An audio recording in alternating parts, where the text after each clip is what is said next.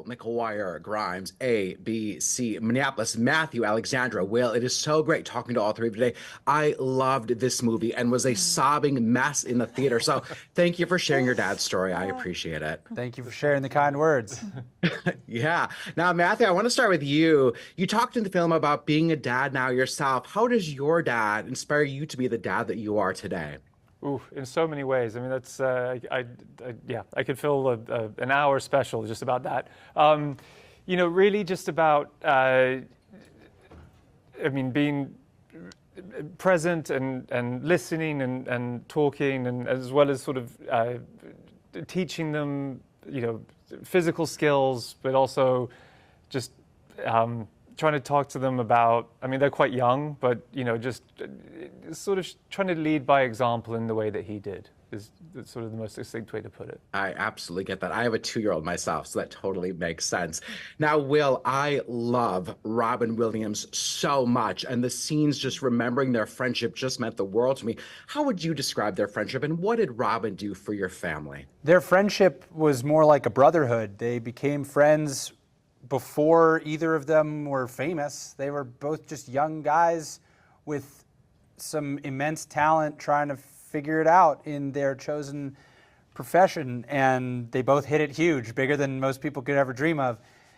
We had Popeye and Superman pretty soon after they met, and they didn't care at all about all the extra stuff. They just liked each other for who they were. They were Brother Robin and Brother Chris to each other. And I remember plenty of dinners and family trips and phone calls, and we're still very close with Marsha Williams, Robin's wife, and their kids, Zach, Zelda, and Cody. And they were just so tight in such a loving, real way.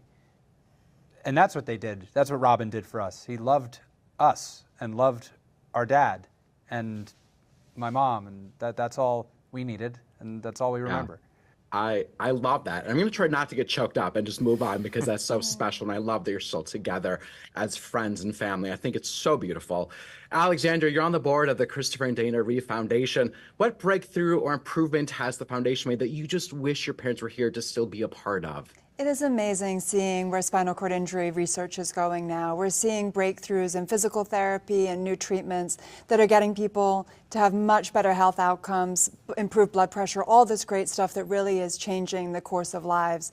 And what's gone from being, you know, a medical hope far on the horizon really is seeing an immediate impact on people's lives today. And that's a gift. We wish Dad were here to see it. Oh my God, that's amazing.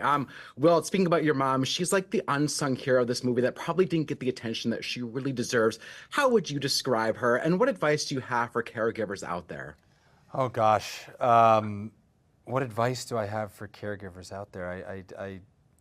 I don't know if I'm qualified to say. I think that thinking about my mom is my happy place. I will say that, because she represented all that's good with this world, and I try to embody her spirit of grace and compassion and grit and determination and humor and everything else that she represented to me.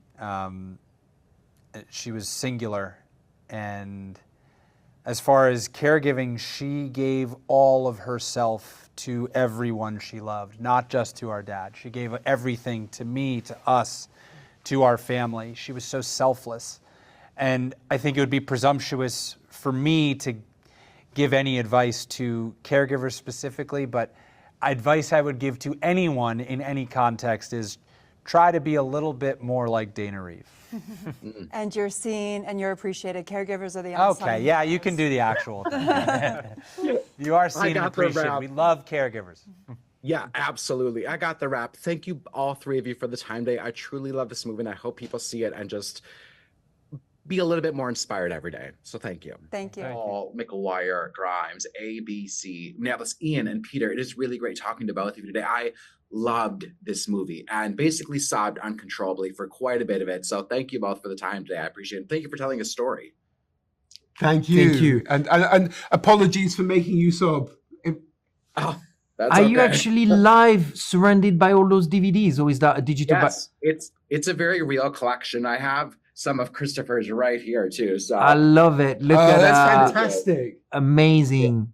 yes, thank you. So The village much. of the damned as well. That's that, you know. That's kind of That's like geeky. That's geeky. Well done, you. Now, Peter, I want to start with you. Christopher Reeve led a really big life, and you could have done a single documentary about so many different stages of his life. How do you even go about deciding the structure or what story you were going to tell?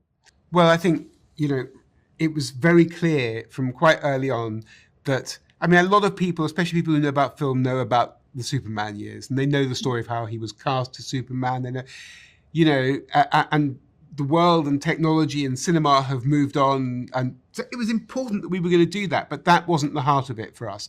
The heart of it was the story of somebody who wakes up out of a coma and discovers that he can't breathe by himself. He's got absolutely no more movement.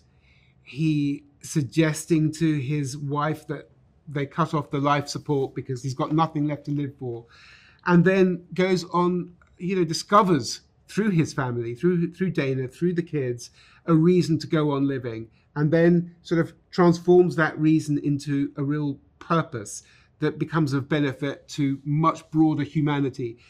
That's such an amazing story to tell. Although, people know a little bit of it, they don't really, we felt we could, with the kids, we could get right inside it and tell it from a very intimate and personal and authentic point of view, really. So that was really the key to us. And then, of course, by bringing flashbacks of the Superman years and of his life before the accident to bear and thread through the story, we were able to kind of create a dialogue between his past and his present, and the irony of the superstar who had it all now being in the position that he was in, where the only superpowers that he had left were his voice and his heart and his mind, which fortunately for all of us were sharp and sensitive, and and that's what really was to us at the center of the story, having that dialogue between past and present. Yeah, absolutely. It's so beautiful. Now, Ian, Dana Reeve is like just this unsung hero that just does not get the attention that she deserves. And I love how much of this is about her as well. How would you describe her by kind of all hearing about her? And what advice do you have for caregivers out there? Wow, that's a big question. I mean, I think, wow. I mean, you see a lot of Dana in Will Reeve, actually. So if you do talk to them, you just, there's a lot. She was a ray of sunshine. I think, everybody said that she was really funny. She was really caring. One thing is really interesting. In the film, we interviewed Gay Exton, which is the mother of Matt and Alexandra. And there was a certain respect. And a lot of people said that Dana accepted the two older kids in the family and really embraced them as their own children. They considered her as a mom. And I think that says a lot about her, how much she just wanted this family unit to stay together, and she wanted to make somewhere safe where when the kids from a previous relationship came at home, they really felt like the brothers and sisters to her son. And I think that as soon as they faced a tragedy, which was Chris's accident, she just raised to the challenge. She just never walked away. She never even contemplated not doing it. But I think it's hard to put all in a film how tough it is. She says it at some point. Not only it's tough because you have to look after the person, you might have to feed the person, but you can't even hug the person. You can't even touch the person. Chris says, we can't love, we can't do anything together. We can't make love, things which are so important to keep an intimate relationship working. But both of them were completely dedicated in making their couple work, despite certain things were different and they had to deal with that. And I think that is a message of hope. And I think if caregiver or people that face the similar situation in their life, and it can be caring as well for elder people with dementia or not only people with disabilities, just really realizing how important it is to be there for the loved ones and standing. And it's not easy.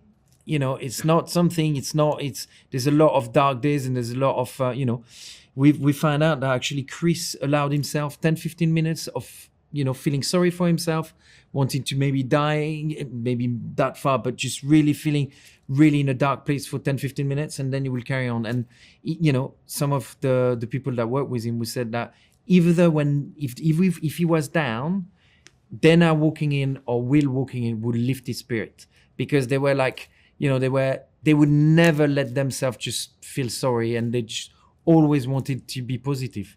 I got the wrap. This has been inspiring so much, talking to you two, talking to the three kids and seeing this movie. And I hope people love and get as much out of it as I did. So thank you for the time today. I appreciate it. Thank you very much for talking indeed. to us. Lovely to meet you.